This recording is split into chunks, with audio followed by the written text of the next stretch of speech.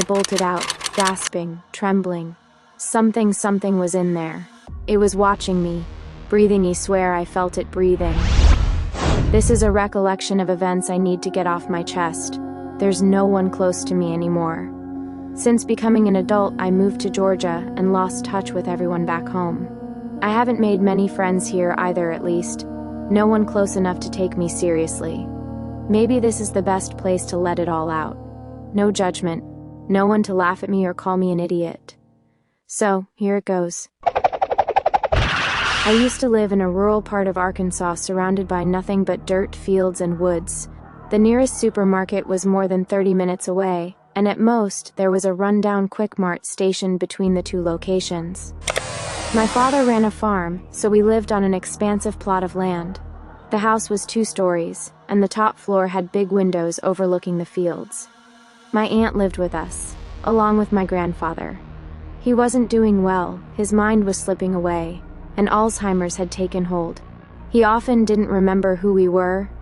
It was hard. My aunt and I clung to each other. Despite being my father's younger sister, she was only a couple of years older than me. My grandfather had run around a lot in his younger days. As for my dad, he was battling an addiction with alcohol, though if I'm being honest, wasn't a battle he was winning. Still, I tried to be hopeful. Those years were rough, and I think that made my aunt and me more susceptible to the things we endured that summer. We were just kids, only 14 and 16. We were scared of everything. It didn't help that we spent our free time watching satirical horror videos or staying up late playing scary games. We fed into our paranoia, willingly or not. The house was old and creaky, with wooden panels lining the exterior and matching walls inside. It was big enough for my aunt and me to deem hide-and-seek worthy, even at our age. We did a lot of childish stuff like that. The night it all started, we were up late as usual. It was around 2 a.m. We'd been binging storytime videos on YouTube and were in the middle of an adult coloring sheet contest. Then that feeling crept in, the kind that makes your blood run cold, the hairs on your arms stand. It felt as if we were being watched. Figuring it was only paranoia stemming from playing until dawn earlier that night, we brushed it off. Maybe that was all it was. But no matter how much we reasoned with ourselves, we couldn't shake the feeling. Sitting at the rounded table, with my aunt directly beside me, I quickly glanced at the vent behind me. I feel like someone's watching us. From the vent, my aunt snapped her head toward me, her voice exasperated. "Bro, why would you say that?" The color drained from her face. Tossing all rationality out the window, we decided the best course of action was to start taping our coloring sheets over the upstairs vents. Then, just like that, the feeling lifted, like we had somehow sealed away whatever was watching us. The coloring sheets stayed up for days until my dad found them and took them down, thinking we were just being goofy. By then, the strange feeling had faded, and life went back to normal. Or so we had led ourselves to believe. The next occurrence was while playing hide-and-seek. The house was full of good hiding spots, like small nooks and crawl spaces just big enough to squeeze into if you tried hard enough. It was my turn to hide. I went downstairs to the pantry closet. My usual spot was on a large wooden pantry shelf, where I'd stack cans in front of myself to stay hidden. But I wanted to change it up. We had played so many times that my usual hiding places were too predictable. That's when I saw it. A medium-sized air vent behind one of the shelves. It had just enough space that I could crawl and maybe even some room to spare. It's probably worth mentioning that we would only play hide-and-seek in the dark. Unlatching the vent, I crawled in, carefully replacing the cover behind me. The space was cramped but manageable. I felt a surge of pride. There was no way she would find me here. To add on, it was pitch black inside, making it even easier to stay hidden. I held my breath and listened. The countdown ended. Footsteps echoed through the house, doors opening and closing. Then the sound drew closer. I stayed perfectly still. A soft glow trickled through the cracks of the door as she peered in. I could just barely see her eyes scanning the room. She stood there momentarily, directly in front of me, the vent. And from my curled-up position, she looked taller than usual looming. As she turned to leave, I could see her hesitate. Slowly, she knelt down and snapped the vent latch shut. I held my breath.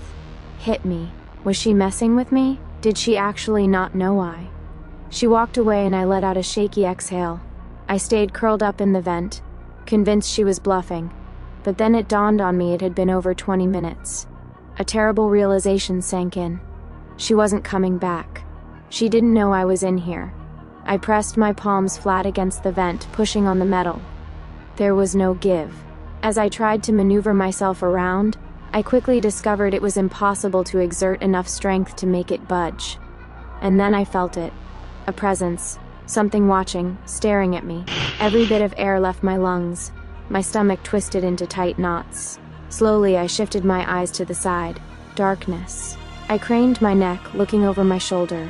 More darkness, except for a faint glint light reflecting off of something's eyes.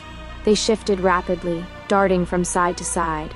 Panic surged through me as I frantically clawed and shoved against the vent, throwing my weight into it with all my strength. But I was wedged in too tightly. My body screamed at me to push harder. But no matter how much I struggled, it wouldn't budge. A breath warm and slow pulls out, dense and damp, creeping around my neck like unseen fingers that linger too long. A shrill cry tore from my throat, metal biting into my skin as I clawed frantically. Help! Thee! A skittering shuffle closed in behind me. The thing shifted, creeping closer.